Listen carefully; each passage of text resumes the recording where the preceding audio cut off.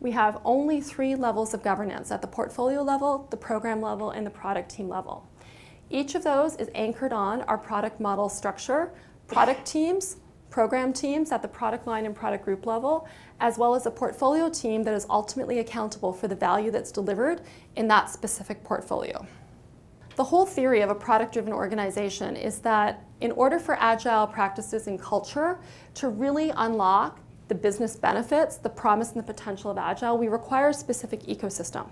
But at the end of the day, how do we actually know that we've truly improved the business? So we have metrics, and we have metrics at each level of our overall governance structure. So at a product team level, we are measuring many things, and it's the traditional things that we would expect to see as part of an Agile team. At a program team level, our program team members are accountable for continuously reducing cycle time, for making sure that none of the features are blocked, and in addition to that, looking at the rework and the number of defects that are created.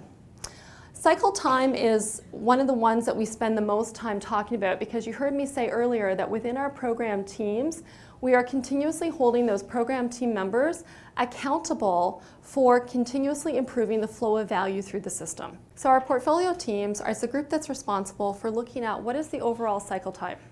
So both the portfolio team and the program team are both looking at cycle time.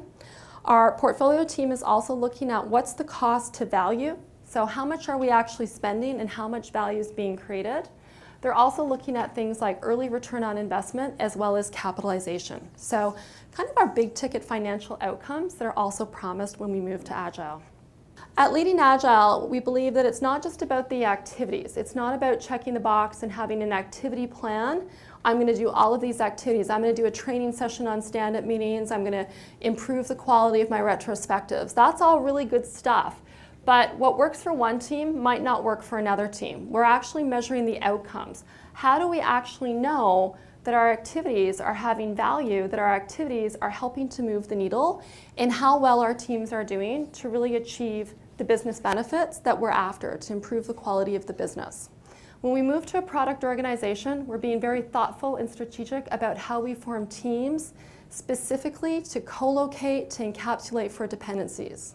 We have a governance structure that's aligned to how our customers realize value, always coming back to that customer and a rethink on value, having that end-to-end accountability of a single product at a team level, end-to-end accountability for the results of that product at a product line or product group level, and end-to-end accountability for that product, for an overall portfolio at the portfolio level, and at each level of the organization, really looking at what are the metrics, how do we know that we are achieving our benefits, and managing it as a system of delivery to really unlock the potential of Agile.